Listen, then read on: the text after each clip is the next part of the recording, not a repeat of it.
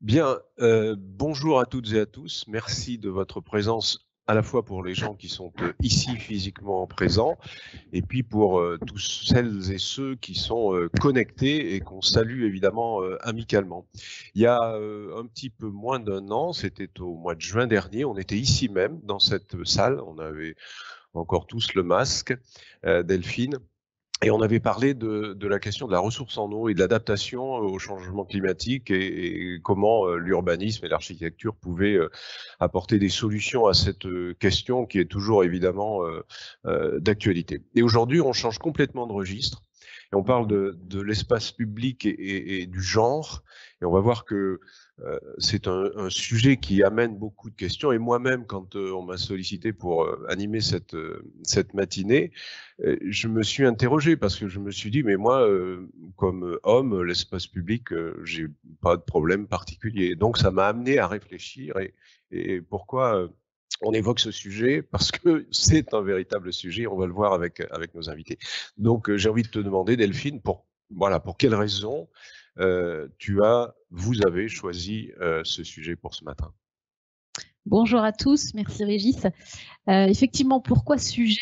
C'est une réflexion portée à l'échelle du groupe, à la veille de la journée du 8 mars, journée internationale du droit des femmes. Nous avons souhaité élargir le débat sur celui de l'espace public, sur sa diversité et sa capacité à intégrer toute la diversité dans l'espace public. Donc c'est l'idée d'ouvrir le débat, de ne pas rester centré sur le droit des femmes, mais bien évidemment, ce sujet va interagir dans la discussion ce matin. D'accord. Alors j'en profite puisque j'ai la parole et le micro, que je ne vais pas garder très longtemps, pour tous vous remercier bien sûr de votre présence et d'être parmi nous ce matin. En tant que concepteur, architecte, urbaniste au sein d'AIA Life Designers, nous pouvons agir pour favoriser l'égalité, même si nous n'avons pas toujours conscience de cela. Et vous allez le voir, c'est ce que nous allons révéler certainement ce matin. Cette démarche et ce thème s'inscrivent dans la continuité des réflexions de notre fondation AIA sur la problématique beaucoup plus large des vulnérabilités. Avec l'aide de nos invités que je vais vous présenter tout de suite. Alors, je vais me décaler quand même, peut-être un peu. Donc, nous invitons ce matin deux invités, une personnalité extérieure et une personnalité interne au groupe. Donc, tout d'abord, Edith Marouet-Joulz, maîtresse de conférences en géographie et directrice du bureau d'études La Robe. Merci Edith. Et Marie Chabrol, architecte et urbaniste au sein d'AIA Life Designers. Merci Marie d'être présente. Nous aborderons avec Edith et Marie le thème de l'égal accès et au-delà d'une égalité à l'appropriation de la ville et de l'espace public, mais aussi celui du genre dans l'espace public et dans l'espace bâti. Donc pour mener ces échanges, évidemment, Régis nous accompagne, notre modérateur attitré désormais. Petit point sur l'organisation et la technique, puisque comme Régis le notait, vous êtes nombreux en webinaire avec nous. Vous pourrez poser des questions dans le fil de la discussion et on va relayer vos questions. De même, dans l'Assemblée, le micro va circuler et on va organiser plusieurs temps d'échange, d'interaction avec nos invités. J'en profite toujours, parce que j'ai le micro, pour remercier Christine Waro-Bolval, notre directrice de la communication, Aurélie Deveille, notre directrice des ressources humaines, Céline Massiani, directrice adjointe ici à Lyon. Je n'oublie pas Jean-Joseph Rousseau, Charlotte Perrier, Benjamin derrière Jean-Joseph, et j'oublie Valérie, que je ne vois pas, qui travaille. Voilà.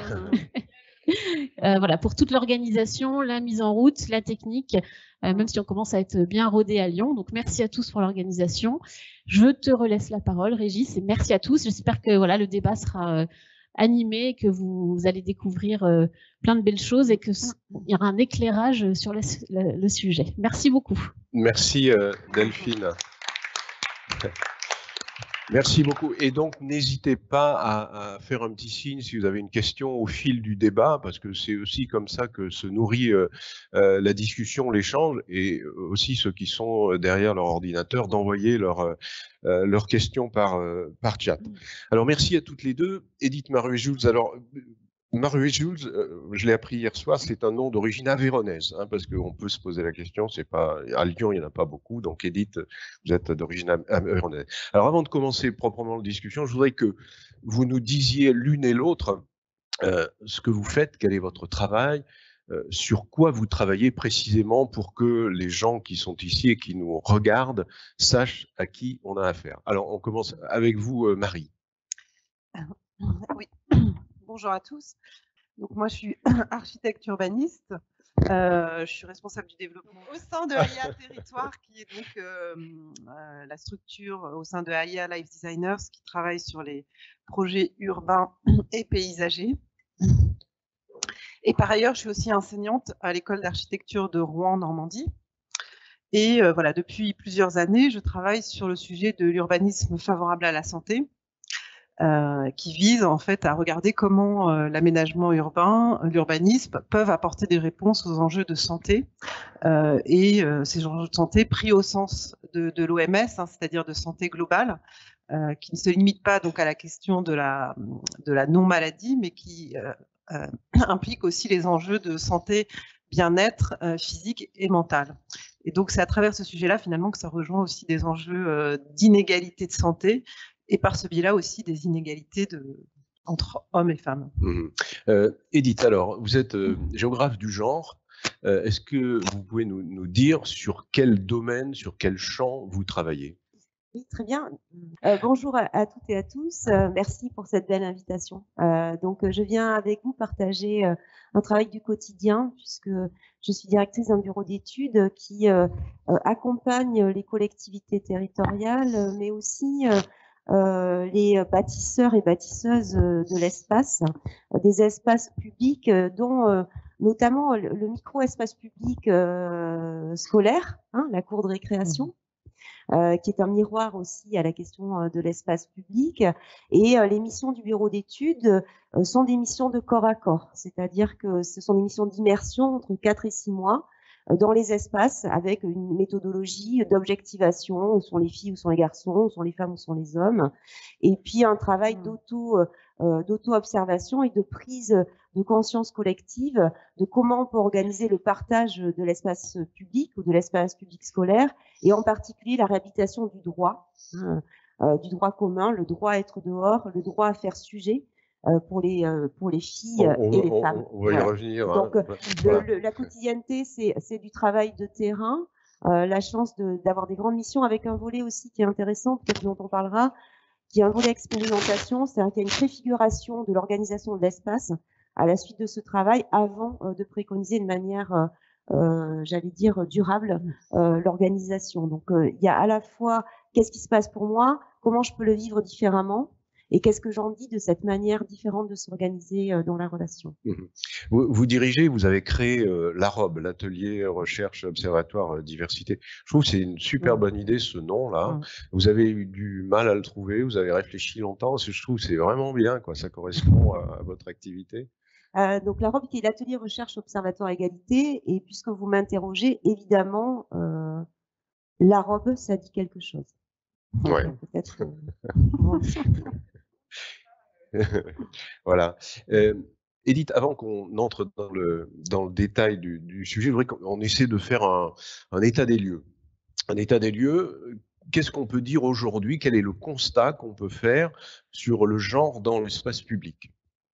Alors, on peut en faire de 2 ordres. Le premier, c'est vraiment cette question.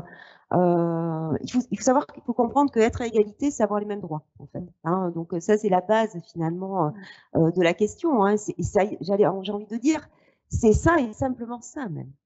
Hein. C'est-à-dire, si on n'a pas les mêmes droits, on n'est pas à égalité. Donc, ce qu'on peut constater aujourd'hui sur l'espace public et sur les espaces privés, semi-publics, c'est que les femmes, dans leur grande majorité, et aussi les autres, ça on en parlera aussi un petit peu, n'accèdent pas au droit commun, n'accèdent pas à l'espace public, ne peuvent pas entièrement bénéficier de leur droit à être dehors. Ce qui se traduit d'ailleurs par une forme d'inégale liberté. Alors pourquoi elles ont le droit? Elles pourraient être dehors. Mais elles sont quand même dehors, Edith. Alors, elles sont dehors, mais ça, c'est le deuxième effet. Elles sont dehors, mais elles subissent des violences. Elles subissent de la relégation à l'espace privé. Et elles n'ont pas la même égale liberté, c'est-à-dire qu'elles ont aussi des contraintes. Ça n'est pas de l'insouciance à être dehors. Les femmes ne sont pas dehors pour la balade, pour la promenade. Elles sont dehors avec des mobilités utilitaires parce qu'elles sont légitimes. Donc oui, c'est important de dire qu'elles sont dehors. Quand on dit les femmes sont invisibles à l'espace public, c'est faux.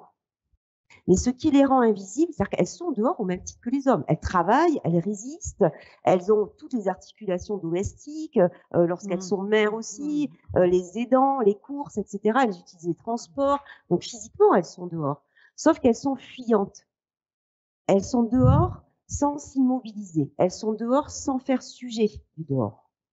Elles ont le droit d'être dehors parce qu'elles marchent, parce qu'elles traversent, parce qu'elles ne se fixent pas et parce qu'elles ne font pas sujet sociétal. Il y a un collègue à vous qui dit cette phrase que vous connaissez bien, c'est les hommes occupent l'espace, les femmes s'occupent dans l'espace. Oui, une collègue, oui, j'ai dit un, c'est une. Ben, voyez, lapsus révélateur. Hein. Bon, je bats ma culpe.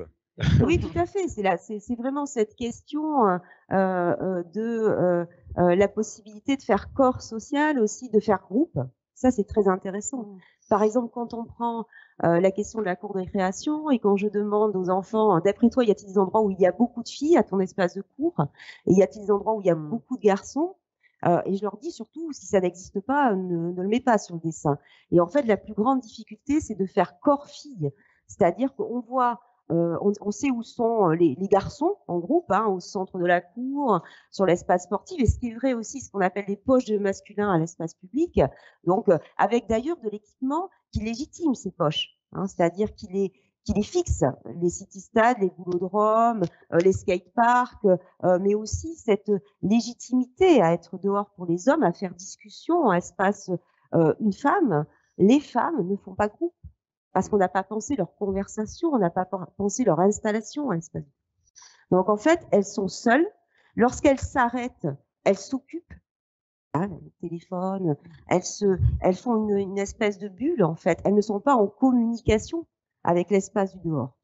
Donc ça, c'est vraiment important à remarquer. Ouais. Alors, petite anecdote personnelle dont je vous ai parlé hier soir. Hier soir, précisément dans les rues de Lyon, j'ai croisé une jeune femme sur le trottoir qui avait ses écouteurs, son portable, qui parlait très fort et qui, alors, pour le coup, occupait l'espace. J'ai dû légèrement dévier ma trajectoire. Alors, je me disais, demain matin, il faut que je pose cette question parce que ça dit quelque chose, ça? Ou alors, elle s'est enfermée dans une espèce d'armure virtuelle? Heureusement qu'il y a des résistantes. Si vous voulez, la question, elle est sur la question finalement de la masse. En fait, ce qui doit nous interroger dans ces questions-là, et notamment sur la question des violences, par exemple. Hein, donc la dernière étude de 2019 montre que 99% des femmes dans ce pays ont subi une fois dans leur vie, entre 18 et 79 ans, un type de harcèlement dans l'espace de rue. 99%. C'est-à-dire qu'il y a une anomalie, lorsque nous avons une anomalie statistique, quand il y a une surreprésentation des victimes, et d'ailleurs une surreprésentation aussi des agresseurs dans la statistique, c'est que nous avons un problème structurel, c'est quelque chose qu'on ne traite pas dans la relation et qu'il faut absolument travailler. Donc il y aura toujours une petite fille qui fait du foot à l'espace de cours. Il y a toujours une femme aviatrice, une femme grande architecte, toujours. Des noms.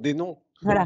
Mais la problématique, c'est comment structurellement, finalement, la grande majorité d'entre nous, plus les autres, parce que finalement, ce qu'il faudra dire, c'est que cette question-là, si on regarde bien les espaces, et notamment l'espace de cours, mais aussi l'espace public, c'est que finalement, il y a les 10-15% des grands garçons, des grands hommes qui occupent, qui bénéficient de l'équipement et de l'espace, parfois à 80% de l'espace. Ouais. Hein, donc, ce qui veut dire que ce qu'il faut regarder, c'est les 90 autres. C'est ça, partager. Ouais. Quand vous dites les hommes sont sujets et les femmes sont des corps, dans l'espace public. Est-ce que vous pourriez un peu expliquer ça de façon plus évidente? J'ai l'habitude de dire que les femmes font décor au sens de décoration des espaces, donc de l'espace public. C'est toute la question du signifiant physique, donc la publicité et tout, mais pas uniquement. Et elles font décor au sens du pluriel décor. C'est-à-dire qu'elles sont évaluées sur leur corps, elles font ces corps mouvants, etc. Mais elles ne font pas sujet de la pensée. D'ailleurs, je prenais l'exemple, ça c'est très important, par exemple, on travaillait lundi sur un storyboard avec une équipe d'architecture, une AMO, en phase finale de concours pour présenter aux commanditaires sur ce qu'on appelle des personas. Vous savez, donc c'est dans une école, donc comment à l'école maternelle on représente l'enfant qui se balade, l'élémentaire, la personne administrative qui est dans l'école et puis le parent. Voilà, donc des usagers finalement de cet espace-là. Et toute la question que je leur ai posée, c'est comment on représente. Qu'est-ce qu'on visualise comme corps? Est-ce qu'il existe un corps neutre dans la question graphique? Est-ce que vraiment le masculin projette du neutre? Est-ce qu'on peut faire le choix de ne représenter que des corps féminins? C'est ça, en fait, la question aussi. C'est-à-dire que les corps, ça se pose aussi quand on pense l'espace. Quel corps on voit? Qu'est-ce qui fait sujet dans ma tête? Et c'est aussi prononcer usager, usagère. Parce que force est de constater, quand on dit que la ville est construite par et pour les hommes, c'est le pour les hommes qui est important. Qu'est-ce que j'imagine, qu'est-ce que je conçois quand je pense mon espace extérieur? Qui je vois dans ma tête? Parce que qui je vois dans ma tête, c'est qu'est-ce qu'être un homme à l'espace public et qu'est-ce qu'être une femme à l'espace public. Et ça, c'est différent. On va peut-être s'arrêter pas s'arrêter complètement sur le constat. Je voulais vous poser une question à ce propos. Est-ce que c'est le constat aujourd'hui, mais est-ce que les choses ont évolué depuis 15-20 ans? On voit bien tous les mouvements féministes, MeToo, etc., libération de la parole.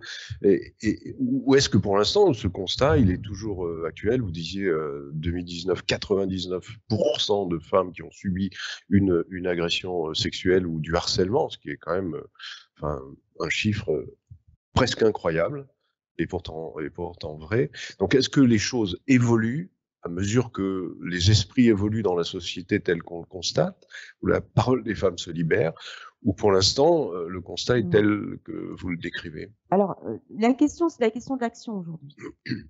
Il y a eu la question du droit, qui est essentielle. Je rappelle quand même que les femmes, très longtemps dans ce pays, n'ont pas eu les mêmes droits que les hommes. Donc, et finalement, c'est récent, mais pas si récent que ça. Donc, c'est cette question, la question de la production, c'est-à-dire qu'est-ce qui fait que ça ne change pas? C'est ça la question qui se pose à nous. C'est pas d'où ça vient, comment ça se... Et ce qui fait qu'il ne change pas aujourd'hui, c'est les violences. C'est-à-dire que cette question de la relation femme-homme, de la capacité de créer des espaces coveillants, de traiter la question, de rendre possible une relation autre dans l'espace public, elle se traduit par une baisse des violences. Aujourd'hui, c'est pas le cas. Donc, tant que les violences ne baisseront pas, nous aurons toujours cette question-là. Donc, il faut entendre que ça existe et maintenant, il faut agir parce qu'agir, ça change les choses. Et on va voir alors si à la fois les urbanistes, les architectes agissent déjà, peuvent agir, comment ils peuvent agir et quelles sont les conséquences de ces actions. Marie Chabrol, une question. Vous travaillez, on parle là du genre, donc entre guillemets la discrimination ou le manque d'égalité de l'accès à l'espace public aux femmes. Vous travaillez aussi sur d'autres inégalités. Alors on imagine qu'une femme, je sais pas, handicapée ou une femme âgée, c'est encore pire qu'un homme handicapé ou un homme âgé dans l'espace public. Parlez-nous un peu de ce travail que vous faites. Oui, tout à fait. Alors c'est vrai que nous, cette question du genre, on l'aborde à travers l'enjeu plus large de toutes les inégalités qui croisent donc l'inégalité homme-femme, mais qui croisent aussi la question des inégalités d'âge, des conditions physiques, et puis les inégalités aussi de race, les inégalités socio-économiques. Finalement, on voit bien que par ce prisme du genre, ça renvoie à toutes ces autres formes d'inégalités, et dont l'enjeu, et c'est bien cet enjeu-là sur lequel on essaie de travailler quand on travaille sur la ville. Et effectivement, comme le rappelait Edith, et je pense que voilà, il y a beaucoup de recherches qui mettent en évidence cet enjeu que la ville a été conçue pour des hommes. Voilà, dans cette, elle est faite pour faciliter les trajets domicile-travail, pour accéder rapidement au lieu de production. Donc toute la ville, les espaces publics ont jusqu'ici été conçus dans cet objectif-là. Et donc ça, effectivement, ça renvoie effectivement à plein de choses. C'est-à-dire qu'il n'y a pas de place, il y a peu de place pour les personnes qui se déplacent lentement, les horaires des équipements, les temps de concertation publique, tout ça est calé finalement sur les horaires du travail. Et donc ça induit un certain type d'aménagement. Et donc moi, c'est vrai que la question que ça m'évoque, c'est qu'aussi ce qui n'est pas pensé aujourd'hui dans les villes, c'est toute la population qui est hors travail. Au-delà des hommes et des femmes, c'est toute la population qui n'est pas en activité pour des raisons diverses et variées. Ça peut être la maladie, ça peut être la vieillesse, ça peut être le fait qu'on soit en situation avec des enfants. Voilà. Et donc c'est toute cette population aujourd'hui qui est finalement là pendant la journée, qui n'a pas finalement d'espace aussi d'accueil pour répondre à leurs besoins. Et vous, comme architecte urbaniste, comment vous réagissez à cette question-là et comment vous pouvez agir? Sur quel levier vous pouvez peser? Alors, comme disait Edith aussi, hein, là, je pense que c'est toujours pareil. Il faut commencer par cette phase de constat hein, qui est très importante. Et puis, comme elle vient on vient de se dire, les constats sont là, ils sont écrasants. Voilà, donc il faut le faire. Et c'est vrai qu'aujourd'hui, dans les diagnostics humains, sur les études urbaines ou dans les projets, cette question du genre, elle est pas forcément. On n'a pas forcément accès à des données statistiques, à des données objectivées sur ce sujet-là. Voilà, bon, on a bien cette question, voilà, d'enquête statistique, INSEE, hommes-femmes, etc. Mais pour aller plus loin, pour comprendre finement quels sont les enjeux, qu'est-ce qui se passe, on est obligé de passer par des approches plus sensibles ou qualitatives, voilà, comme le fait Edith, comme on peut le faire à travers d'autres outils qui se développent, des marches exploratoires dont on parlera peut-être après. Et voilà. Et donc le premier sujet déjà, c'est effectivement de partir des constats et puis de sortir d'une approche aussi un peu générique de l'usager, c'est-à-dire voilà, de sortir du modulor ou de la figure que du modulor ou de l'homme de Vitruve ou voilà, qui est aussi celle du jeune actif blanc. Voilà. Donc la premier sujet, c'est comment finalement on va s'adresser à une diversité d'usagers. Ouais, donc ça veut dire qu'il faut aller sur le terrain, les rencontrer, les questionner. Voir comment ils vivent leur activité ou leur passage dans l'espace public pour apporter une réponse presque en dentelle, extrêmement précise pour chacun. Voilà, et au-delà donc de cette reconnaissance de cette diversité d'usagers, c'est comment on les associe aussi du coup à cette démarche de constat, donc de reconnaissance effectivement des problématiques qui se posent sur l'espace public, de sentiments d'insécurité, voilà, d'essayer d'objectiver tous ces sujets-là. Et ensuite, effectivement, du coup, de travailler à des propositions pour remédier à ces problématiques-là.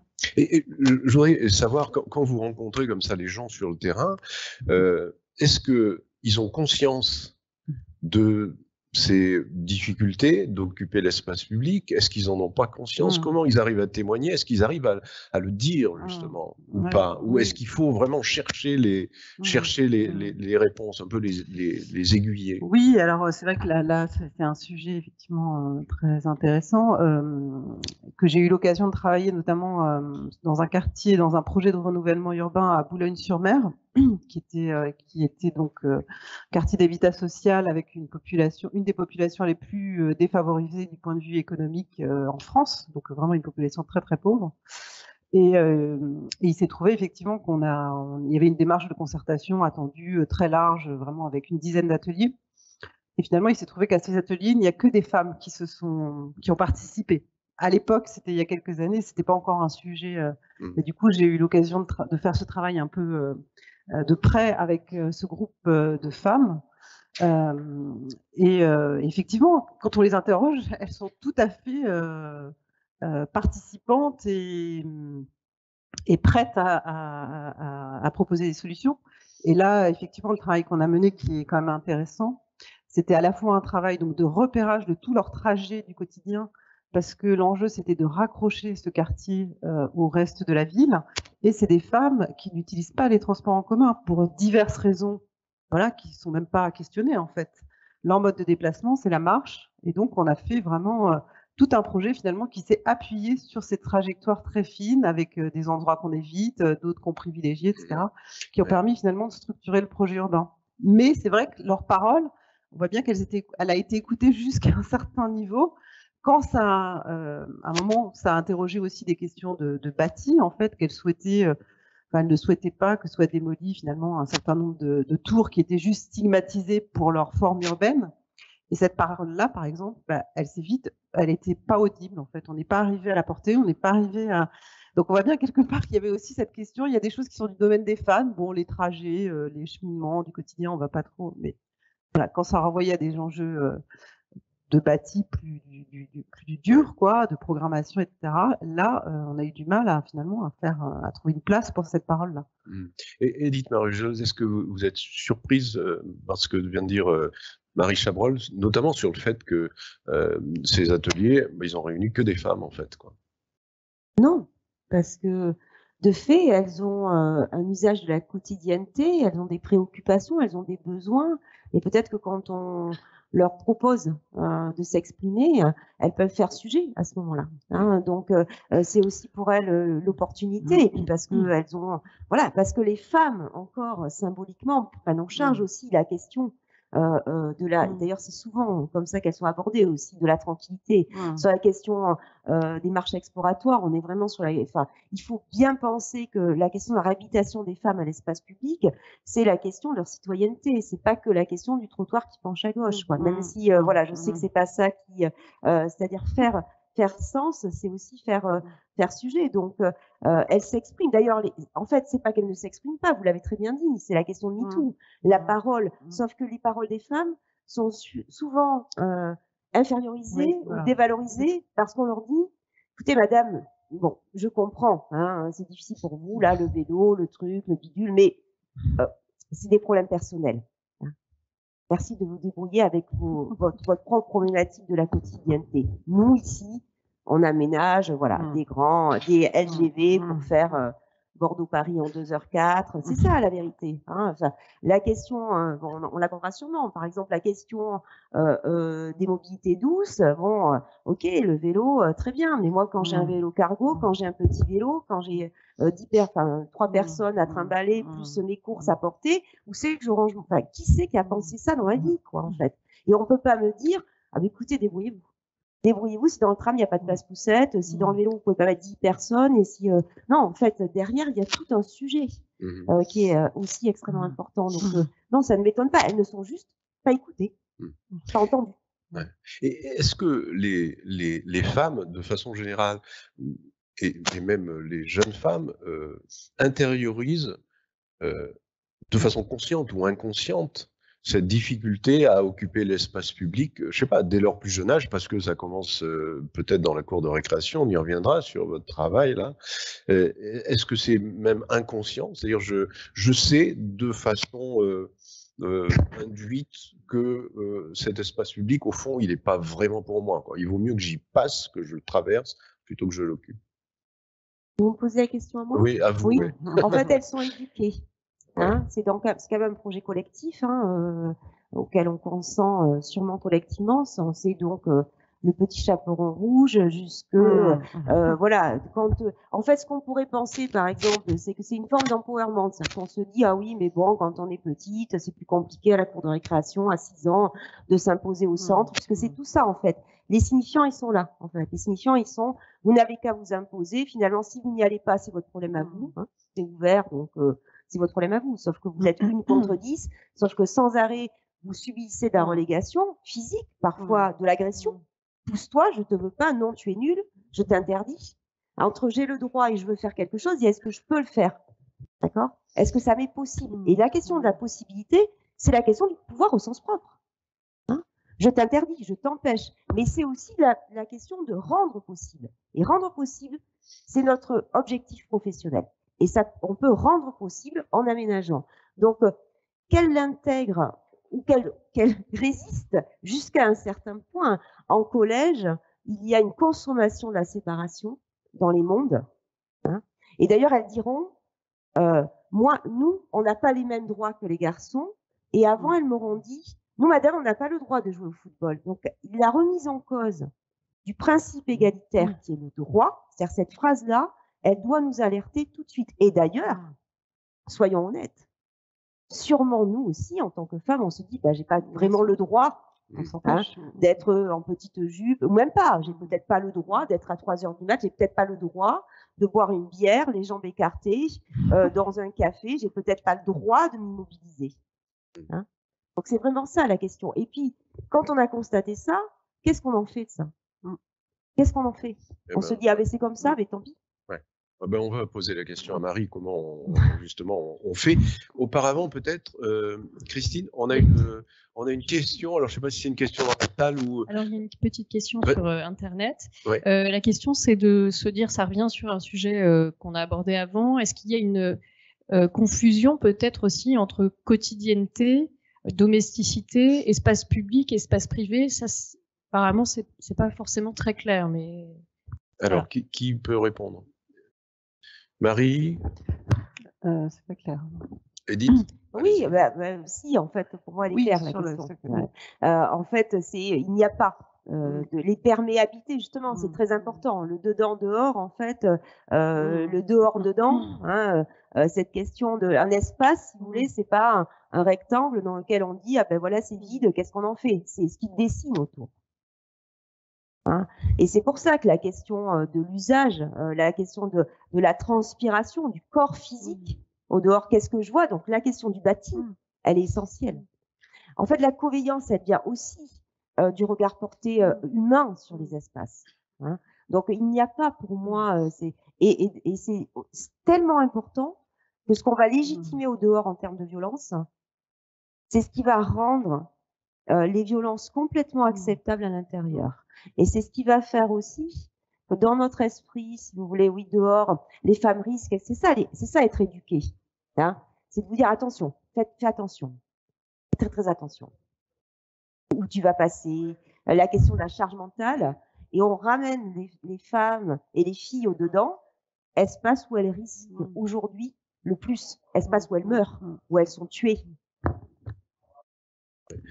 Alors, peut-être pour compléter, effectivement, parce que vous me demandiez quelles peuvent être les solutions, justement, je trouve que réfléchir à ce continuum entre le logement et la ville, c'est tout d'un coup aussi mettre le regard, se regarder un peu plus précisément qu'est-ce qui se passe dans tous les espaces interstitiels de la ville, qui sont finalement des espaces qui sont peu regardés, qui font peu l'objet aussi d'une attention de la part des architectes et des urbanistes, et où on voit qu'il y a effectivement, il y a beaucoup d'enjeux qui se posent et qui peuvent être justement des lieux de projet très intéressants. Donc voilà, on parle des pieds d'immeubles, on parle des halls, on parle des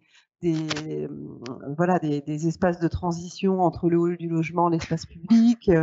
Et on voit bien que quand on prend en compte en fait toutes ces transitions, ça peut devenir des espaces de projet formidables. Et de réappropriation, justement, de rééquilibrage, en fait, pour les désusages entre les hommes, les femmes, mais aussi avec d'autres parties de la population. Voilà. Et on a des réponses justement sur ces espaces interstitiels, parce qu'on se rend bien compte que c'est compliqué. Il suffit quand on vient ici, on passe sous le pont de chemin de fer, on voit des gens qui dorment ici sous les tentes, etc.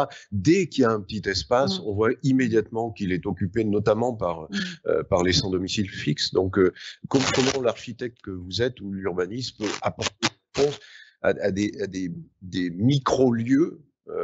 J'imagine que c'est quand même compliqué. Alors, c'est pour ça que c'est toujours pareil. Je pense qu'il faut avoir toujours cette double dimension, parce que l'enjeu des inégalités socio-spatiales, c'est la question des LDF qui n'ont pas d'autre enjeu. Voilà, elle se pose à l'échelle de la ville. On ne peut pas y apporter une réponse sur un micro-espace. Il faut toujours avoir en tête ces deux dimensions-là. C'est-à-dire que les inégalités socio-spatiales, elles se traitent aussi par les politiques publiques et par des stratégies développées par les villes. Et nous, en tant qu'architectes urbanistes, effectivement, ce qu'on peut faire, c'est donner de la valeur, donner de la valeur d'usage à ces espaces-là. Edith, on avait prévu un déroulé, mais bon, c'est vrai que les réponses permettent de faire des enfin, ce ne sont pas des parenthèses, mais vous avez parlé de l'éducation. Et hier, quand on s'est croisés pour la première fois, vous m'avez dit quelque chose. Moi, je vous ai dit, il y a 2000 ans d'histoire de domination masculine, donc ça peut pas s'effacer comme ça, mais l'éducation parentale a un rôle fondamental à jouer là-dedans. Et vous m'avez dit quelque chose qui m'a vraiment surpris, et je voudrais que vous expliquiez. Vous m'avez dit, y compris dans des familles où les enfants sont éduqués par les parents avec l'égalité absolue entre les hommes et les femmes, le respect des femmes, le respect des filles à l'école, etc. Malgré tout, dans la cour de récré, il peut y avoir des phénomènes d'agression, de violence, de harcèlement, etc. Et je vous avoue, moi j'ai des enfants, j'ai des garçons, je les éduque comme ça, ils se comportent bien, mais ce sont peut-être des exceptions, mais voilà, expliquez-nous ça, parce que moi ça m'a surpris, voilà. Je pense qu'il ne faut pas s'enfermer dans des catégories, il n'y a pas d'exceptions, il n'y a pas des méchantes personnes, il y a une structuration, c'est-à-dire il y a un message. Il y a qu'est-ce qu'on met, qu'est-ce qu'on valorise dans les espaces, dans la construction aussi, hein, dans cette question de la relation fille-garçon, du côté de qu'est-ce qui fait valeur sociétale. Vous voyez, par exemple, lorsqu'on dit les petits jeux de filles, les petites mobilités des femmes, les petites préoccupations du quotidien, on a un jugement de valeur en disant petite. Vous voyez, petits jeux, on juge qu'ils sont petits, c'est-à-dire qu'ils n'ont à la fois pas de questions, donc pas besoin non plus d'espace. Hein, et on dit autre chose, on dit ils peuvent s'auto-organiser. C'est-à-dire, j'ai pas besoin d'organiser les petites choses. La lecture, la conversation, la corde à sauter, voilà. Et par exemple, l'espace de parvis, les espaces de perméabilité devant l'espace scolaire. De qu'est-ce qu'on fait de ce lieu-là en termes de citoyenneté, de conversation des femmes. Et la valeur, elle est là. C'est-à-dire que, et d'ailleurs, c'est ce qu'on va voir sur l'espace public. La hiérarchie, elle se joue aussi sur la question, par exemple, espace sportif, espace culturel. Les fleurs et le béton.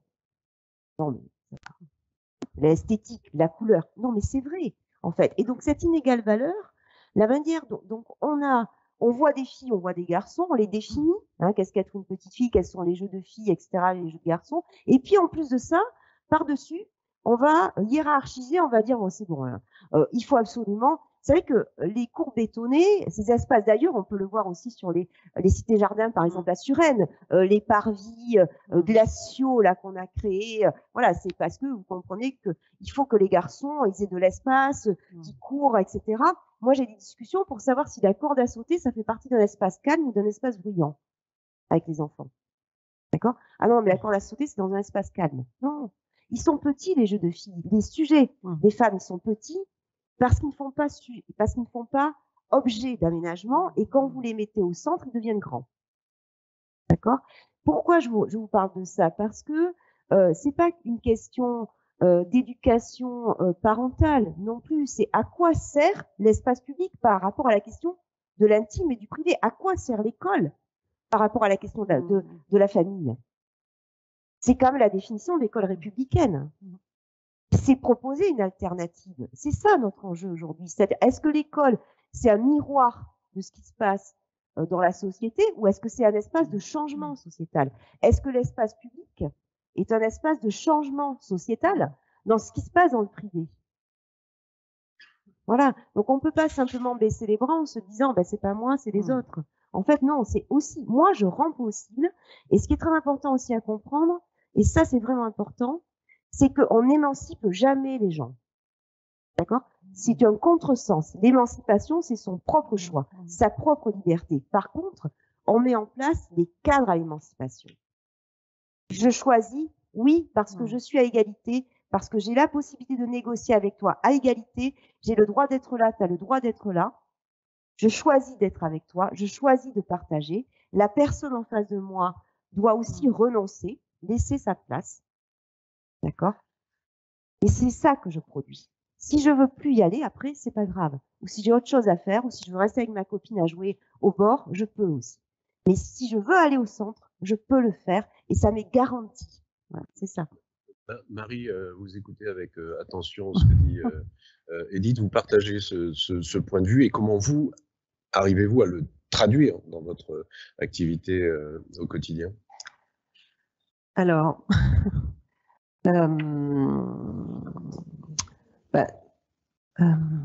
effectivement, c'est déjà comme on disait, reconnaissance un peu de ces constats-là, et puis d'autres manières, effectivement, de fabriquer un peu la ville avec une implication beaucoup plus forte des usagers qui peut passer de multiples façons, et puis aussi avec la préoccupation de travailler sur des espaces publics qui ne soient pas forcément complètement figés, qui puissent accueillir une certaine forme d'évolutivité et qui puissent passer aussi, et ça c'est vraiment tout un courant qui se développe beaucoup, des phases transitoires d'aménagement qui permettent finalement à la fois une réappropriation, parce que on voit bien, je ne sais pas si à Lyon c'est le cas, mais dans pas mal de villes en France, ce qu'on appelle la rue aux écoles, rue des écoles, c'est-à-dire devant les écoles, on ferme les rues. Et en fait, ce qui est très intéressant, c'est que tout d'un coup, ça vient aussi ouvrir l'imaginaire des gens, en fait. Tant qu'on l'a pas fait, on peut pas savoir ce qui va se passer. En fait, c'est à partir du moment où on le fait, où tout d'un coup, la place de la voiture n'est plus là, qui peut se passer des nouvelles choses, quoi. Ouais. Et donc, c'est vrai qu'il y a toute une tendance aujourd'hui dans l'urbanisme qui est de justement provoquer ces changements d'usage, ces réappropriations de l'espace public, regarder ce qui s'y passe, mener des observations, regarder finalement comment l'espace est réapproprié entre les différents usagers, les hommes, les femmes, les vieux, les enfants, etc. Et à partir de ça, travailler sur des formes d'aménagement. Et donc là, le rôle du concepteur, c'est effectivement de permettre ça, mais aussi d'accompagner ces usages-là, de les comprendre et de les traduire par des aménagements qui répondent à ces besoins-là, tout en ayant toujours évidemment des préoccupations de cohérence globale de l'aménagement, d'esthétique, et de répondre aussi aux enjeux de la ville. Et donc voilà, moi ce que je peux dire, ce que je trouve très intéressant dans ces approches-là, c'est finalement l'enjeu pour moi sur l'espace public, c'est la reconquête de l'espace public. C'est pas tant homme-femme, c'est comment finalement on retrouve de l'espace public pour d'autres usages que pour la voiture. Enfin, je veux dire, c'est l'enjeu qui se pose aujourd'hui dans toutes les capitales et dans toutes les villes, dans la plupart des villes.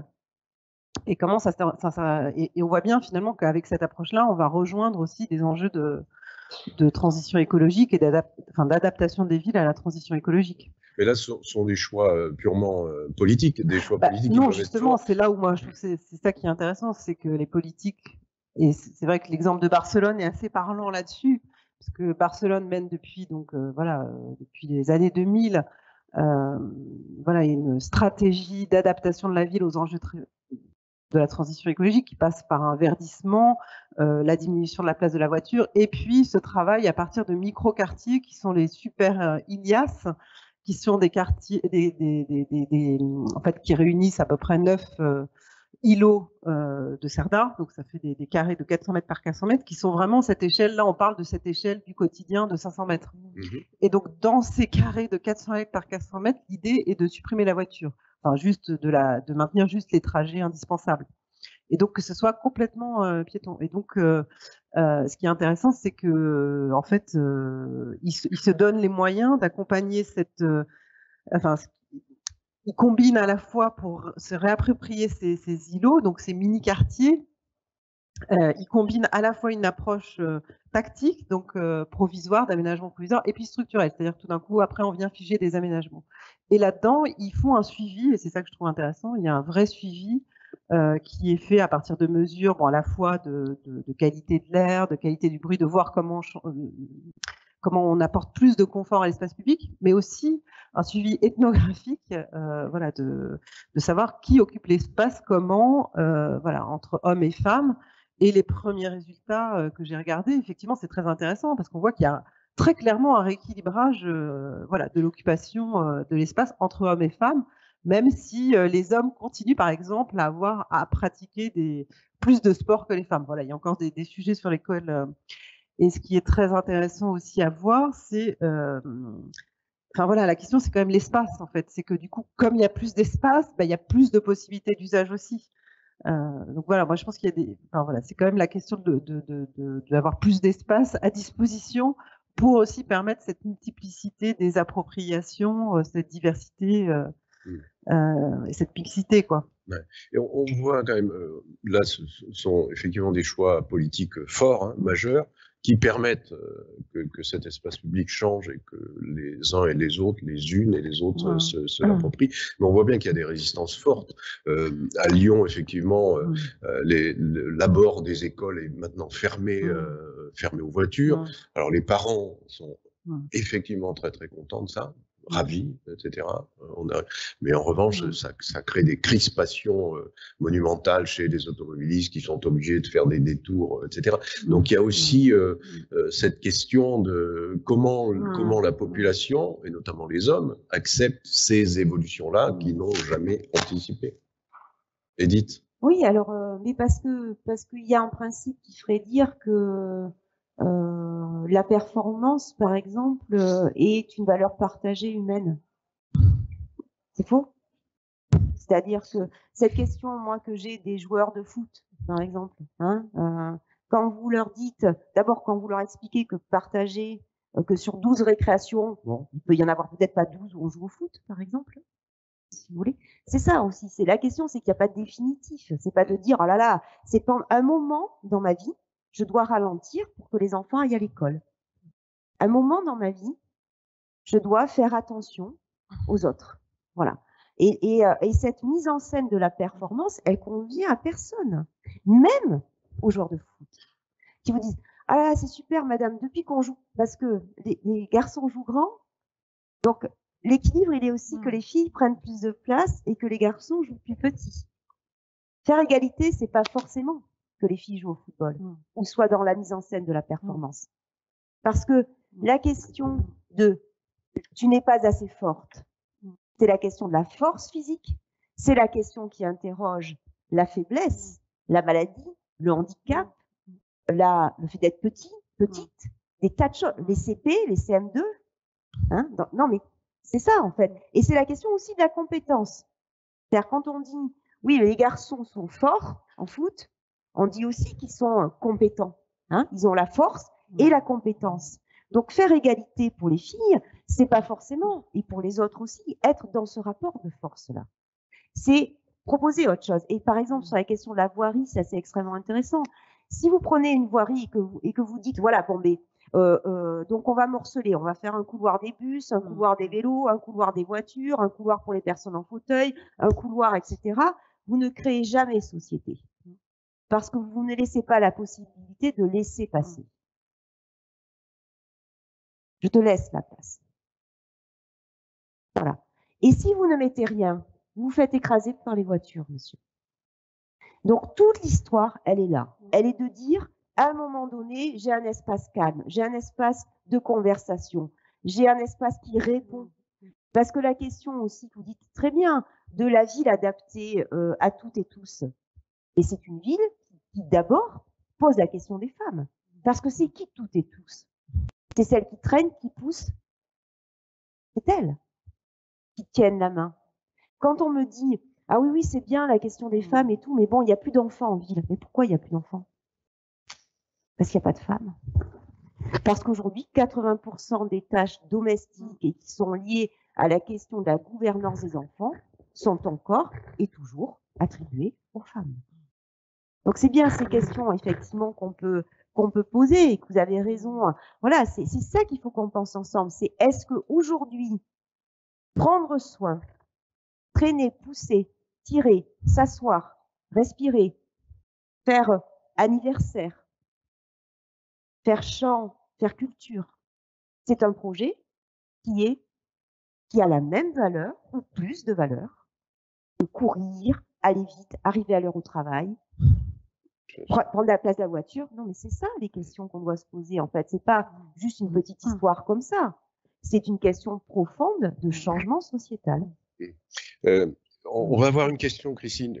Je te donne la parole. Juste, comme vous parlez des enfants, il y a Thierry Paco, que vous devez connaître, qui a sorti un livre tout récemment qui s'appelle Pays de l'enfance.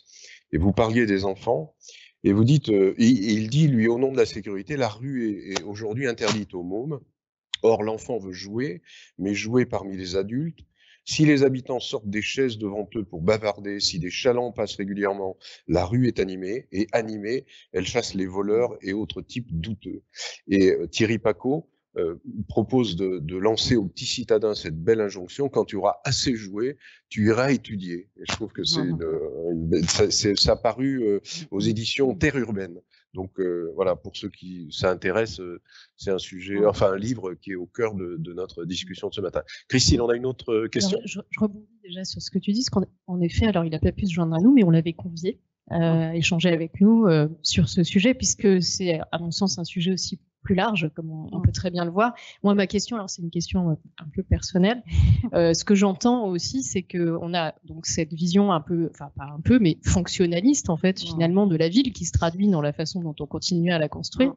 Donc moi, je suis historienne, donc en tant qu'historienne, il y a quand même des choses que j'entends et je me dis, cette question, elle n'a pas toujours été traitée de cette façon-là, d'ailleurs, et la place qu'on peut donner à la sociabilité, le changement de paradigme qu'on essaie d'établir dans notre acceptation des modes de vie, il se traduit en effet par cette perception du corps dans la ville, mais le corps dans la ville, c'est aussi se dire que, et j'ai un exemple précis, dans l'histoire, à la période haussmannienne, en fait, on a dimensionné les trottoirs pour permettre en fait aux femmes et aux hommes de se croiser en fonction de la taille des robes. Et on se disait, bah, comme ça, on se croise, on se gêne pas. Voilà. Donc, cette pensée, elle a existé. En tout cas, elle n'est pas inexistante. Et je pense que, comme tu le dis très bien, Marie, dans la notion de réappropriation d'une certaine échelle, d'un certain espace, etc., il y a quand même un enjeu important. Après, est-ce que cette perception, finalement, elle est enfin, dans ce que moi je perçois parce que je suis historienne, ou est-ce que finalement cette continuité dans l'histoire, on l'établit quand même dans ces réflexions? Moi, je trouve que c'est quand même intéressant de se dire que ça existait à un moment donné quand même. C'est pas quelque chose qui a jamais été traité. Et c'est peut-être aussi dans notre rapport et à la sociabilité et au genre et à la famille qu'on a quelque chose à redéfinir, quoi. Qui veut réagir à cette question-réflexion de Christine? La question, en fait, c'est très intéressant parce que bien sûr, il n'y a pas, même quand vous me disiez ça fait 2000 ans, bon, mais quand même, la question qu'on doit se poser aujourd'hui, c'est en 2022, pourquoi ça continue quand même? Moi, je pense qu'il y a un moment, il faut quand même se dire, on traite des questions dans la vie.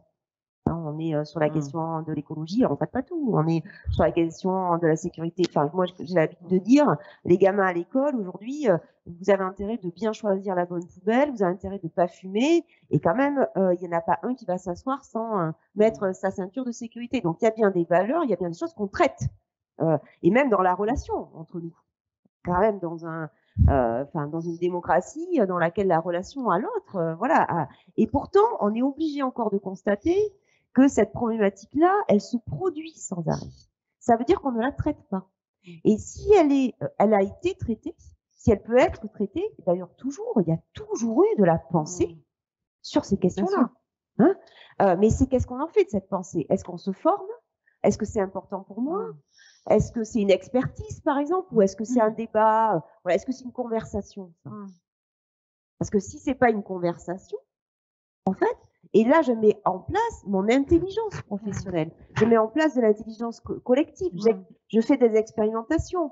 Je pense l'espace-temps. Je prends le matin, l'après-midi, le 11h30, le 13h30. Je pense la saison, le saisonnier. Il fait beau, il fait pas beau, un espace public. Voilà, c'est aussi quelque chose.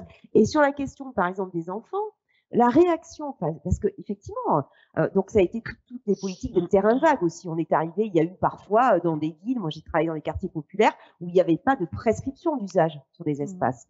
Et comment finalement ça devait. Et puis vite, on a fait un city stade ou un skatepark et là on s'est rendu compte que on a poussé au bord. Vous voyez, la question de la résidentialisation des pieds d'immeubles. Où c'est que j'ai le droit de passer moi en tant que femme? Il faut bien que je marche le long du truc où il y a mes fleurs, quoi. Et où c'est que j'atterris dans l'espace 2-3 ans, qui est bien enfermé sous prétexte des crottes de chiens, mais on m'enferme.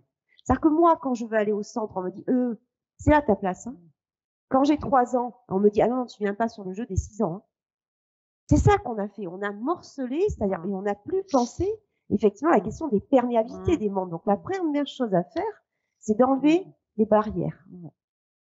Parce que quand on met même un tracé, sol, on interdit d'entrer.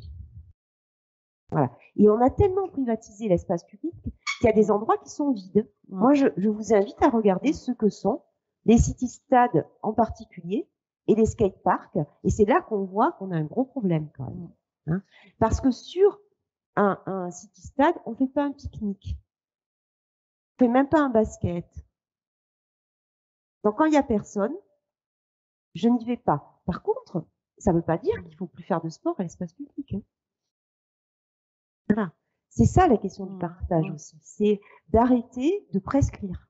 Parce que quand on prescrit un usage, on proscrit tous les autres.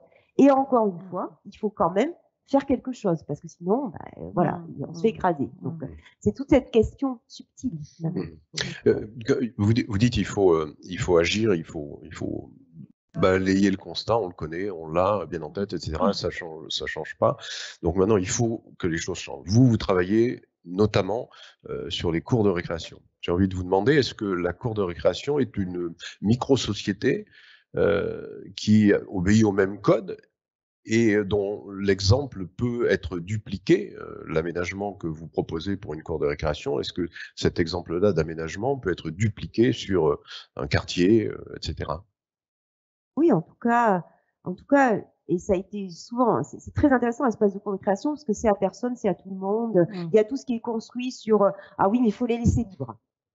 Et effectivement, c'est l'apprentissage de la relation, la cour de récréation, hein, de l'auto-organisation dans la relation. Et donc progressivement, ce qu'il faut apprendre, c'est la relation. Sauf que moi, ce que je constate, et je vous invite aussi à le constater quand même à l'espace public, c'est que la norme dans la cour de récréation et au dehors, c'est la non-mixité, c'est l'absence de relation.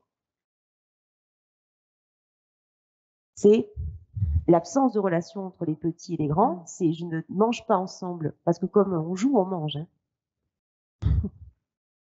C'est le coin des filles, le foot des CP garçons qui doit être contre le mur parce qu'au centre, c'est les CM2, c'est ça en fait.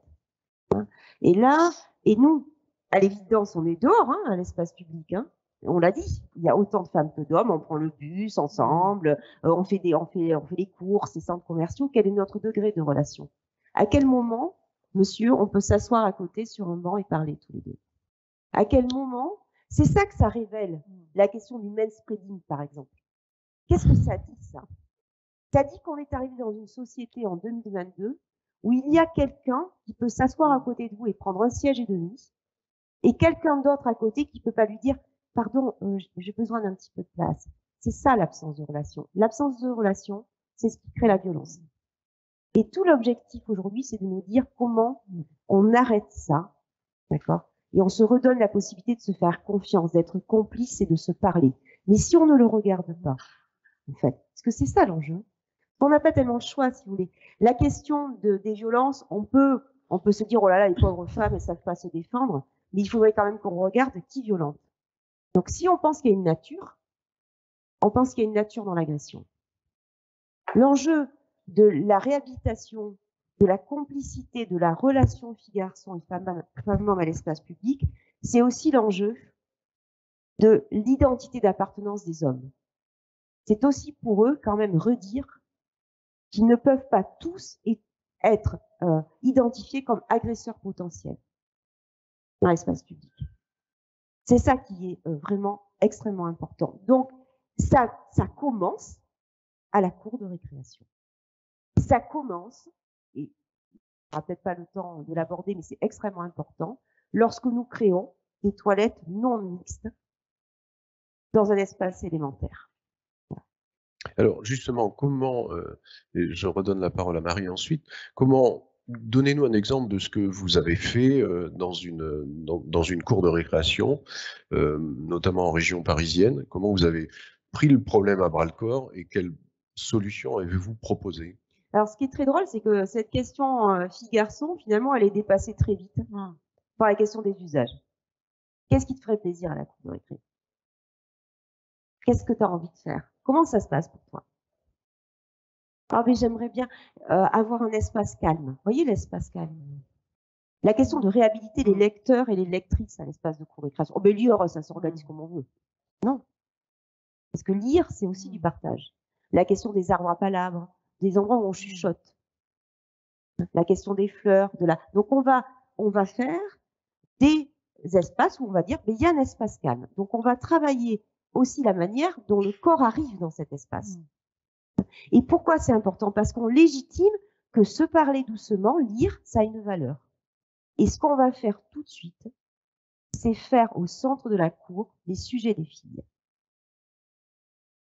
Dire, ok, il y a un espace pour faire de la corde à sauter au centre. Pourquoi? Parce que c'est ce qui fera la mixité. Parce que la problématique, c'est j'ai peur d'être traitée de fille, madame, si je vais jouer à la corde. J'ai peur d'être traitée d'homosexuelle quand je suis au collège, si je vais parler avec les filles. Et si vous enfermez les activités, c'est ce qu'on voit. Souvent on pense, vous savez, le dehors-dedans, c'est-à-dire, oh là là, comment on va faire, c'est la première question, comment je vais faire pour me protéger du soleil, de la pluie, etc. Aidez-nous, aidez-nous. D'accord? Je leur dis déjà, c'est très simple. Un établissement, il est saisonnier. Donc, si vous voulez, par exemple, ne jamais avoir trop chaud ou prendre de la pluie, vous n'avez pas de cours de récréation. Vous avez un hall. Et que, d'ailleurs, se protéger du dehors, c'est le dedans. Donc, on peut aussi penser la perméabilité, que l'espace du dedans, à un moment donné, peut être un espace de hall, peut être un, voilà. Donc ça, mais ce qu'on ne pense jamais, c'est le dedans, dehors. Et le dedans, dehors, c'est réhabiliter les filles, les sujets de filles à l'espace de la citoyenneté. Pourquoi? Parce que quand je leur dis, qu'est-ce que tu fais toi là? Oh, et moi je fais danse. Ah bon, mais oui. Dans la salle là. Moi je fais perles dans la salle. Je fais art plastique. Oui, d'accord. Et donc là, déjà que c'est difficile pour un petit garçon de jouer avec les filles, si en plus il doit traverser une porte, s'enfermer à l'intérieur et ne plus pouvoir en sortir, c'est impossible. Donc on réhabite la question de l'espace calme, des espaces intermédiaires, on réhabite la culture, les crés, la question du décor, justement, mais du décor partagé, de l'esthétique, et la question du jeu collectif. Mais là encore, on dit, on fait un terrain de jeu collectif, pas un terrain de foot, hein, dans lequel partager, c'est peut-être aussi avoir une roue du jeu au hasard, c'est avoir des tracés alternatifs, c'est avoir du ballon, pas de ballon. Voilà. Et on pense aussi que, et ça, je finirai juste là-dessus, et ça marche tout de suite, hein, je vous le dis. Enfin, voilà. Et on pense aussi qu'un être humain, quand il a 2 heures de récréation, il peut avoir envie de se poser, il peut avoir envie de faire perle, il peut avoir envie de taper dans un ballon. Il y a une forme de prescription aussi, c'est-à-dire ceux qui jouent au foot ne jouent qu'au foot. Et quand vous avez juste changé ça, je vous dis juste les verbatims que j'ai. J'ai des petites filles qui me disent, et ça c'est vraiment important, c'est l'intelligence quand même, aussi cette question de qu'est-ce que je regarde du monde, comment je suis éduquée à regarder le monde. La première chose qu'elles me disent, c'est, alors là, madame, c'est super. Moi, ce que j'avais jamais vu, c'est que les garçons jouent avec les filles. Il y a bien cette question aussi que la non-mixité, l'absence de relation, il suffit qu'il y ait les garçons qui disent, nous on est entre nous, on te veut pas, pour faire non-mixité et pour reléguer à ce monde des filles et des autres. Le peuple, il est là. Il n'est pas dans cette question de l'inclusion, c'est peut-être la question de l'exclusion ou de l'inclusion de ces 10% dans notre peuple. C'est ça, en fait. Et elles vont dire, deuxième chose, ah, je peux enfin jouer à mes jeux. Christine, on a une question de quelqu'un et je rappelle aux gens qui sont présents physiquement, voilà, il y aura une question, madame. Alors je pose celle-ci, puis après je viendrai vous voir. Alors c'est une question qui concerne peut-être plus Marie, qui est sur quels sont des exemples d'urbanisme, par exemple, qui sont propices donc à cette diversité, à cette égalité, et notamment à l'intégration peut-être d'une méthode avec le design. Marie. Alors, je vais faire une réponse. Voilà, il n'y a pas de recette, hein, comme on peut se le dire. Voilà, ce qui compte, c'est vraiment de regarder qu'est-ce qui se passe dans chaque contexte précis donné, de se donner ces moyens d'enquête, hein, quantitatifs, qualitatifs, approche sensible, et effectivement, et de concevoir des aménagements vraiment sur mesure, en fonction des demandes, voilà, de pas être sur du catalogue, je balance un city stade ou je balance une station de street workout, comme on peut le voir encore, voilà, dans l'espace public parisien, par exemple, où moi j'ai constaté là récemment qu'on avait encore ces aménagements qui surgissent tout d'un coup, alors que voilà, Paris s'est engagé sur un budget genré, etc. Mais voilà, c'est ce que disait Edith, c'est-à-dire en fait, le mouvement naturel, c'est ça. En fait, on est encore là-dedans. Voilà, on est encore là-dedans. Donc, ne pas être là-dedans, ça veut dire avoir une démarche autre. Voilà, comment dire ça, vraiment prendre le sujet à bras le corps, en fait. Et ça ne viendra pas de l'extérieur, ça vient de nous, ça vient de tout le monde. Et effectivement, il faut passer par cette phase de constat un peu brutale, voilà, parce qu'il y a une forme de brutalité dans tout ce que vient de dire Edith, qui peut heurter ou qui peut dire non mais c'est pas vrai, etc. Et je pense que évidemment, pour pouvoir agir, il faut partager ces constats. Donc ce moment de constat partagé, il est très important. Et est-ce que l'architecte urbaniste que vous êtes a, entre guillemets, une marge de manœuvre quand vous répondez à un appel d'offres? Est-ce que vous avez la possibilité de, justement, non pas d'imposer, mais de proposer des solutions qui ne sont jamais venues à l'idée d'un maître d'ouvrage?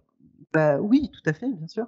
Après, ça marche ou ça marche pas, mais bien évidemment sûr, qu'on a cette latitude-là, et évidemment, voilà, ça devrait être un des sujets de AIA Life Designer, c'est-à-dire de proposer ce type d'approche de manière un peu systématique dans toutes nos réponses et dans tous nos projets. C'est vraiment, voilà, ce qu'on essaie de faire, de construire. Vous m'avez dit, il y a 2 questions, je vais donner, mais ça me fait penser, quand on a discuté au téléphone, vous m'avez dit, il y a de plus en plus d'étudiantes en architecture, elles sont même majoritaires. Ouais. Oui, donc, sauf que, au bout du compte, ce sont toujours les hommes qui ont les manettes, quoi. Voilà. Et donc parce là, c'est vrai que c'est comme voilà, ce que Edith invite à faire, c'est à se questionner en fait sur ça. Et la question du déséquilibre aussi au niveau de la profession d'architecte entre les hommes et les femmes, il est encore très présent. Et c'est vrai qu'il y a une enquête récente là qui a été menée par l'Ordre des architectes, qui tous les 2 ans fait un peu un portrait de la profession, et qui met en évidence que aujourd'hui, voilà, c'est même pas 1/3 des femmes qui sont dans des postes d'associés ou de direction d'agence, et que surtout, et c'est quand même ça qui est vraiment à retenir, c'est que aujourd'hui, effectivement, il y a plus d'étudiantes en architecture que d'étudiants, et que en fait, elles disparaissent tout d'un coup de la profession, des postes à responsabilité, elles disparaissent. Voilà. Elles disparaissent, et en plus, c'est cumulé avec voilà, une différence en termes de salaire qui est de l'ordre de 40%, ce qui est énorme. Voilà. Donc ouais. Là, ça doit tous nous interroger. Et voilà, et les raisons qu'on avance, et c'est pour ça que ça renvoie aussi à des questions structurelles de société, sociétales. Voilà, les questions ce qui est mis en avant, c'est vraiment en fait l'impossibilité pour les femmes de concilier l'engagement professionnel que demande aujourd'hui la profession d'architecte telle qu'elle se déroule aujourd'hui, avec d'autres préoccupations qui peuvent être liées à la maternité, mais qui peuvent être aussi juste la maîtrise, en fait, la question de la maîtrise de son temps à certains moments de sa vie. Maîtrise de son temps qui est aussi donc liée à toutes voilà, les charges auxquelles les femmes doivent encore répondre. Donc tout ça est lié. Et finalement, voilà, ce que ça invite à réfléchir, c'est comment finalement plutôt modifier les conditions d'exercice de la profession de l'architecte pour favoriser aussi voilà, pour que les femmes puissent mieux s'organiser avec leurs différentes contraintes, mais ce qui est aussi bénéfique pour les hommes en fait, parce que du coup, ça permet aussi aux hommes de faire d'autres choses. Et on voit effectivement de jouer au foot, par exemple. Voilà, de jouer au foot. Et on voit aussi que finalement, voilà, dans les nouvelles générations, et c'est une des raisons qui font que les nouvelles générations aussi s'organisent différemment à travers des collectifs. Il y a des collectifs de femmes notamment qui se développent. Voilà, et puis des collectifs aussi interprofessionnels qui permettent aussi d'avoir d'autres cultures professionnelles pour justement sortir un peu de cette culture de la charrette ou de l'engagement ou de l'atomisation des agents d'architecture. Enfin bon, on pourra en dire beaucoup de choses. Et donc voilà, il y a quand même des choses qui sont en marche aussi. Mais c'est vrai que voilà, la question de la parité, elle se pose aussi voilà, dans la profession. Ouais, et donc les propositions d'aménagement qu'on peut faire parce que le regard est différent.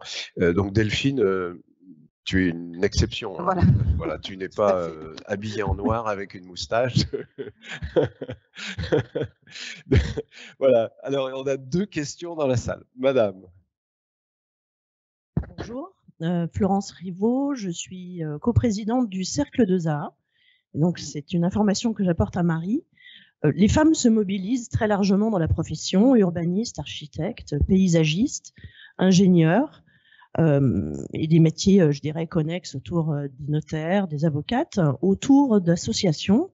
Donc, on a créé il y a 9 ans l'association Le Cercle de Zaha, dont Delphine d'ailleurs fait partie, qui regroupe 140 femmes de la profession ici en Rhône-Alpes, qui va s'étendre prochainement en Auvergne et en Bourgogne. Ces femmes, en fait, aujourd'hui, effectivement, s'emparent de la question du genre, assez logiquement. On a déjà discuté avec Edith. Il y a cette aspiration autour de l'ensemble des travaux qui ont déjà été faits par les sociologues, les géographes. Les constats sont faits, mais finalement, on a décidé de s'en emparer, de savoir concrètement comment on allait pouvoir composer la ville aujourd'hui et qu'est-ce qu'on pouvait proposer en termes de sécurité, en termes de mobilier. Et donc, effectivement, dans nos pratiques, ça va toucher l'éclairage, le design urbain, etc. Tant et si bien qu'on a lancé un concours il y a déjà 2 ans. Cette année, ça sera la 2e année. On le lance au niveau international sur des sujets de conception exemplaire d'espaces urbains sur le prisme du genre. Et donc de l'égalité. Bien évidemment, ça inclut l'inclusion aussi des enfants, du handicap, de l'âge, etc. Mais on a essayé de demander aux jeunes, aux étudiants, ingénieurs, paysagistes, architectes, qui peuvent s'allier avec d'autres spécialités, à réfléchir sur des sujets concrets autour, effectivement, de l'égalité femmes-hommes dans la ville. Et donc, on a lancé ce concours. On peut encore s'y inscrire. Donc, avis aux jeunes, qu'ils soient dans les agences d'architectes, j'espère chez Aya, mais également les étudiants en France, en Belgique. On l'a lancé très largement. Il y en a beaucoup d'ailleurs qui sont inscrits, qui arrivent d'Algérie, de Tunis, de Dakar, de Belgique, de Suisse, du Luxembourg, du Québec, pour ensemble créer autour d'un sujet très concret qui est la gare Saint-Paul à Lyon, de s'emparer finalement à recomposer un espace public ici autour d'un pôle d'échange multimodal et d'une gare. Voilà. Donc les choses existent, les femmes s'organisent, mais c'est pas que des femmes avec un point de vue très féministe. Non, c'est un point de vue féminin qui s'ouvre ici sur un concours qui intéresse autant les hommes que les femmes. À recomposer effectivement à l'échelle de la ville avec des choses très concrètes. Voilà. J'apporte. Pardon ? Alors, allez sur le site cercle-zaha.org. Inscription jusqu'au 26 mars. On mettra le lien sur effectivement le site d'Aya.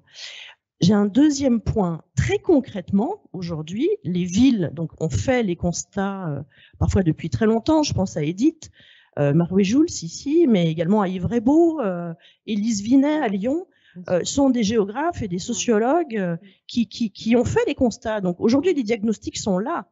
Mais nous, en tant qu'architectes, urbanistes, paysagistes, à nous de nous en emparer et d'une façon très concrète à pouvoir injecter l'ensemble de ces observations et des bonnes pratiques. Et à ce titre-là, Paris a lancé depuis 2016, et ils viennent juste d'éditer en 2021, le numéro 2 du guide des bonnes pratiques pour établir l'égalité dans la ville. Je vous invite à aller sur leur site, il est très clair. Il se trouve que Lyon avait initié ça il y a 15 ans en termes de réflexion et va sortir son guide là au mois d'avril-mai. Donc, bonne nouvelle, je veux dire, ça donne quand même aux professionnels de la fabrique de la ville la possibilité d'agir très concrètement et d'injecter facilement, finalement, entre guillemets, des programmations et des réflexions physiques sur la réflexion autour du genre dans les projets. Merci beaucoup pour ce témoignage. Et madame a une question également ici. Voilà, levez la main, voilà qu'on puisse vous tendre le micro, un micro qui fonctionne. Ouais. Oui, bonjour, Carole Marcoux, ProUrba. On est concepteur aménageur d'espaces de loisirs. On fait partie également du Cercle de Zaha. Et je suis coprésidente également au sein de l'USC de l'aménagement loisirs sportifs. Je voulais aussi finir sur une note, je pense, positive. Moi, ça fait plus de 30 ans que je suis dans l'aménagement en tant que femme. Et il y a vraiment une vraie, comment dire, un regard qui est différent aujourd'hui. Les villes se sont emparées effectivement de ce phénomène, mais également les acteurs privés. Et on peut le voir dans nos aménagements. Vous parliez de CityStade, de Street Workout. Aujourd'hui, il y a d'autres choses. Il y a d'autres équipements qui permettent justement de bouger parce que la notion du sport, de l'activité physique est très importante. Il y a une loi très récemment qui justement encourage cela, y compris sur la parité d'ailleurs hommes-femmes. Et il y a des aménagements aujourd'hui qui ont été créés, qui sont réalisés, qui sont vraiment, je pense, qui correspondent à intégrer le genre, mais aussi l'inclusion, comme les aménagements de la réhabilitation du front de mer à Calais, qui est une conception qui a été réalisée par l'équipe de base et sur lequel on a participé et où vraiment ça donne envie de bouger, hommes, femmes, enfants, personnes porteurs d'handicap. Et tout a été aménagé, et y compris les fabricants, les équipementiers, on travaille pour justement faire bouger, faire changer tout ça, et c'est notre quotidien, y compris pour le sport féminin. Aujourd'hui, on se pose des questions, il y a l'élastique, la corde, le pole dance, pourquoi pas, parce que les petites filles qui se débrouillent bien, ça attire aussi les garçons, les filles, ça permet de donner une certaine dynamique. Et voilà, c'était pour avoir une note quand même positive. Il y a effectivement, je trouve que tout ce constat, il est réel, mais on avance tous ensemble et tout ensemble pour faire évoluer et aménager différemment. Merci également pour ce témoignage. Edith, je trouve ces deux témoignages sont intéressants parce que on disait il faut bouger, il faut agir, et là on a l'impression que voilà, il y a un mouvement qui se déclenche. Oui, tout à fait. Mais encore une fois, heureusement, il y a toujours eu de la pensée, il y a toujours eu des expérimentations. Je dis, on prend la ville de Vienne, par exemple, qui a créé en fait un management par le genre sur la question de l'urbanisme, en formant tous ces urbanistes, en travaillant sur des espaces co-veillants, en faisant un gros travail. Donc la question, elle est en quoi cette question-là, elle fait sujet dans mon métier, et dès qu'elle va faire sujet, elle fera compétence. La question, elle est pourquoi ce sujet-là? Est-ce que c'est le sujet premier? Est-ce que c'est mon sujet intime? Est-ce que c'est ça que je veux faire? Est-ce que ce que je veux faire, c'est traiter la question de l'égalité filles-garçons et femmes-hommes et lutter contre les violences? Voilà. Parce que c'est intégré. Ça veut dire que la stratégie, elle est là. Parce que ça se fait aussi aux dépens d'autre chose. Ça se fait pas à côté, ça se fait pas en plus. Ça se fait pour tous et toutes. Parce que si, c'est ce qu'on a aussi longtemps fait, en faisant, et notamment dans le sport, en faisant à côté, continuer à produire de manière massive de la ségrégation et de la relégation des espaces. Donc, et super, ça veut dire que comment on mutualise tout ce travail-là, comment ça fait chez vous discussion intellectuelle, voilà, comment ça c'est ça, et c'est la question aussi, on en a déjà parlé, mais de la formation. À quoi je me forme, qu'est-ce qui me fait avancer dans mon métier, et ça c'est très important.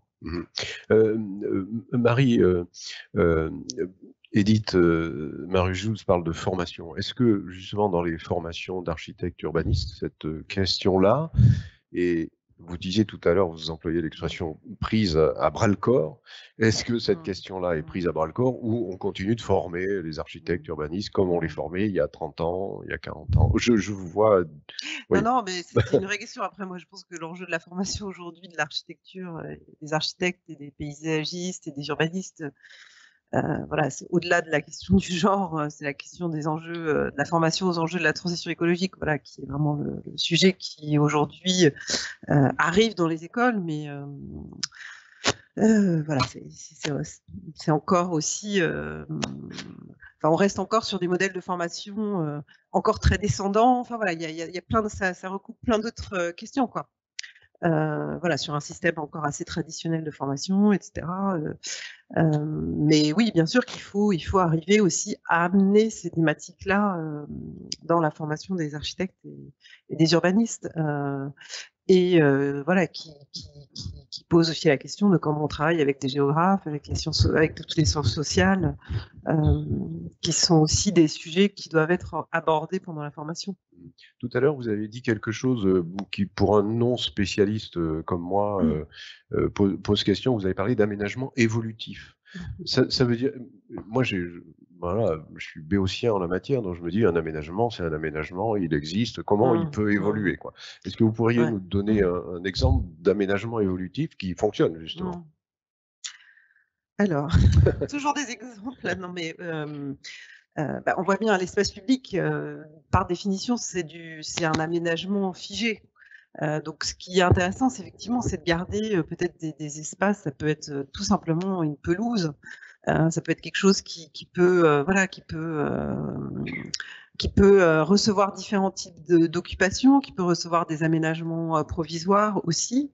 Par exemple, il y a tout un enjeu. Voilà. Alors, si on parle du rôle de l'espace public, au-delà juste des questions d'aménagement, c'est aussi l'espace public qui peut faire que dans certains quartiers, notamment des quartiers d'habitat social, on amène aussi la ville dans ces quartiers-là.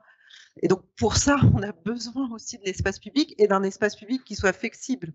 Voilà, si on parle de la question des soins, il y a des quartiers où finalement, voilà, pour répondre à une problématique de désert médical, on va amener, on va amener les soins dans la ville et dans les quartiers pour répondre à ces enjeux de santé.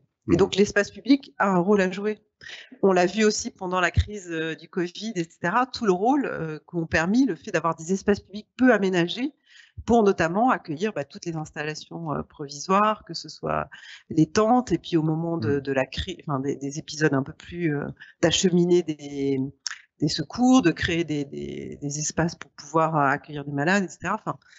Et c'est donc tout ce rôle-là aussi de l'espace public en termes de gestion et d'amener aussi à certains moments des services, des équipements dans des lieux qui sont relégués à l'échelle là de la ville, qu'il faut avoir en tête en fait. Pour moi, c'est pas juste des questions d'aménagement, de dire bon, c'est quoi le bon aménagement. Non, c'est vraiment c'est quoi le rôle de l'espace public en fait dans une ville. Et Edith Maruijou, vous agissez dans les cours de récréation notamment. Hein. Est-ce que vous avez aujourd'hui suffisamment de recul de ces expérimentations-là ou de ces aménagements-là pour pouvoir en tirer des conclusions? Est-ce que voilà, ça change les choses?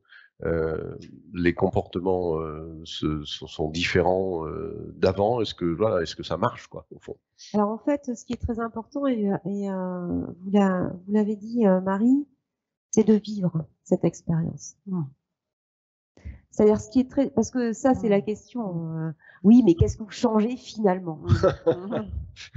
Et est-ce que disons tu peux me dire s'il te plaît cette américaine, le nom c'est Maya, comment elle s'appelle? Maya Angelou, voilà, qui est une activiste pour les droits civiques, une féministe, et qui disait vous oublierez ce que je vous ai dit, vous oublierez ce que j'ai fait, vous n'oublierez jamais ce que je vous ai fait ressentir. Et je pense que il est là notre enjeu. En fait, cette question du durable, c'est aussi et surtout la question de l'éphémère. C'est aussi penser que ça s'arrête. C'est penser voilà que il faut changer le morceau de bois de la chaise aussi. Vous voyez, enfin c'est toutes ces questions. Donc la préfiguration, moi je suis tout à fait d'accord. C'est aussi notre capacité d'envahissement de l'espace. C'est la capacité d'y mettre du projet collectif. Et qu'est-ce que nous a appris le Covid? C'est ça que ça nous a appris. Ça nous a dit, en tout cas moi en tant que femme, ça m'a dit, on va pas à chaque fois se faire avoir. C'est notre tour à être dehors. Voilà. Il faut qu'ensemble, mais ça veut dire que c'est ensemble qu'on va y aller. La question du collectif, donc c'est effectivement, oui, c'est je préfigure, au lieu de faire, même si on s'est baladé dans tout Lyon, c'est magnifique, Lyon. Enfin, l'organisation des espaces publics, quand même, pardon, enfin, il y a un moment donné où vous êtes, qu'est-ce que c'est, par exemple, qu'est-ce que regarde un banc? Qu'est-ce que me dit un banc à ma présence au dehors, à ma possibilité d'être immobile, par exemple? Est-ce qu'un banc fait conversation? Qu'est-ce qui m'oblige à regarder? On travaille, nous, dans les cours de récréation, sur des assises en 360. Je peux choisir de regarder ce que j'ai envie. Et si j'ai même le mur, si je veux. Même les toilettes. Et qu'est-ce qui fait société quand on fait un parc pour enfants, en fait, ok, donc enfin bon, non, ça suffit. Je veux dire, co-veiller, c'est aussi l'autre qui prend soin de mon enfant. C'est que j'ai un arrondi et puis moi je vois là, toi tu vois là, et puis voilà. C'est en fait cette question de préfigurer l'espace, elle est aussi de dire comment on va descendre la chaise, comment, parce que c'est aussi la question du commerce, hein, qui organise la terrasse, donc c'est payant là maintenant pour se parler. Donc c'est vraiment ces questions-là qui sont très importantes aussi, je pense. Hein. C'est la question de pouvoir physiquement. Donc c'est ça, c'est rien, c'est que ça et c'est ça. Et voilà. Et juste par rapport à ça, parce que je trouve que c'est important aussi dans cette question de qu'est-ce qu'on a y gagné. C'est ça la question que vous me posez un petit peu. Ce que je peux vous dire, je pense qu'on a y gagné, vraiment. Je pense. En tout cas, ce dont je suis sûre aujourd'hui, c'est ce qu'on a y perdre si on continue. Et ça, c'est quand même la question. Et sur la question aussi, j'allais dire des garçons, parce que ils sont importants les garçons, ils sont importants ceux qui jouent au foot. Pourquoi ils sont importants? Parce que c'est eux qui laisseront leur place aussi. Hein, et quand on travaille sur le changement d'espace de cours, et je finirai juste là-dessus. Ce qu'on entend, et la chose qui est la plus importante aussi pour nous, et très importante aussi, c'est ces petits garçons qui disent « Ah madame, vous avez bien fait de changer. » Parce qu'avant, c'était tout le temps « Foot, foot, foot, passe-moi la balle, passe-moi la balle. » Et maintenant, on a retrouvé des jeux qu'on avait avant, des petits jeux des filles. Merci Edith. Il nous reste 2 minutes. Alors il y a deux questions ou une question, 2 questions. Allez rapidement parce qu'il nous reste 2 minutes. En fait, il y en a pour 3 secondes. Vas-y. C'est Hugo qui disait que dans le débat, il y avait également cette capacité, notre capacité à intégrer la diversité culturelle aussi, parce qu'évidemment, cette question elle se traite au fait de façon, tu citais Barcelone, Marie. Voilà, c'était une remarque d'Hugo que je voulais relayer. Voilà, madame, une question. Et je remarque qu'il n'y a pas un mec qui a posé une question. Hein.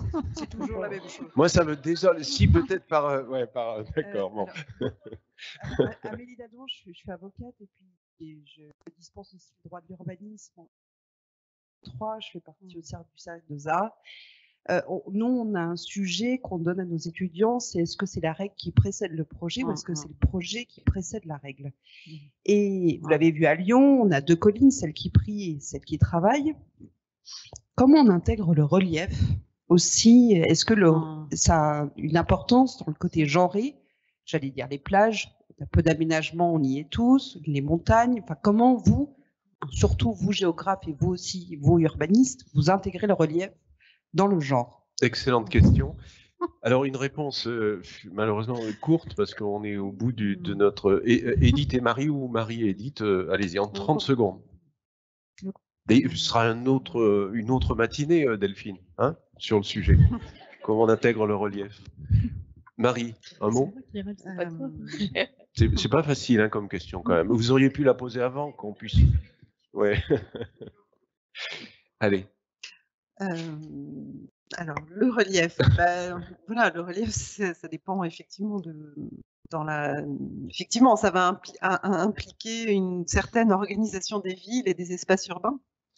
Voilà, donc effectivement, est-ce que en termes de genre et voilà, ça renvoie peut-être à la problématique des déplacements, des mobilités, des capacités. Enfin voilà, moi, on peut faire le lien avec les mobilités, des capacités des femmes du coup à se déplacer et à se déplacer dans un site contraint. Voilà, peut-être. Et du coup, effectivement, donc les femmes, là, on revient à cette question, les femmes ne se déplacent pas de la même manière que les hommes. Elles ont des multiplicités de raisons de se déplacer dans une journée. Et par ailleurs, elles peuvent être aussi avec une condition physique qui n'est pas la même, avec aussi des questions culturelles qui font que ça sera moins facile pour elles, par exemple, de monter sur un vélo ou de prendre une voiture ou de se déplacer en moto. Voilà. Et donc, le relief peut faire partie aussi d'un de ces enjeux dont il faut tenir compte aussi quand on réfléchit au déplacement des femmes. Voilà. Edith, peut-être un mot là-dessus, très vite. Juste pour dire que c'est très intéressant la question de la norme. Hein. Donc, et je dis juste que la norme de genre, c'est comme la norme technique, ça se dépasse par les valeurs. Hein. Et la question du relief, c'est aussi la question du relief de soi, son propre relief. Hein, c'est-à-dire que le relief, c'est aussi la question du relief humain. Et moi, je travaille parce qu'au quotidien, vous avez, ah, tu joues où, toi? Ah, moi, je joue à l'espace des bosses. Ah. Le relief, c'est aussi le relief dans la relation, se mettre en haut, se cacher, voilà, bon, bref. Mais c'est aussi très intéressant, mais on peut pas. Et le relief, c'est passionnant. Bon. Merci à Edith Maruet-Jouls, à Marie Chabrol pour leur pertinence, l'intérêt de leurs propos. Franchement, c'était, je pense, passionnant pour vous qui étiez là et les gens qui sont en ligne avec nous. Merci d'avoir participé à cette matinée. Merci à Delphine de l'avoir organisée avec toute son équipe, avec Christine. On va s'arrêter là. Et je pense que c'est un débat qu'on pourra avoir dans les mois ou les années qui viennent, notamment pour explorer davantage la question du relief. C'est une question qui ne manque pas d'intérêt. Moi, j'habite à Fourvière, donc vous voyez que je suis parfaitement concerné par le sujet. Merci à tous de votre attention et puis à très bientôt, j'espère. Et on peut applaudir. Merci Régis. Merci.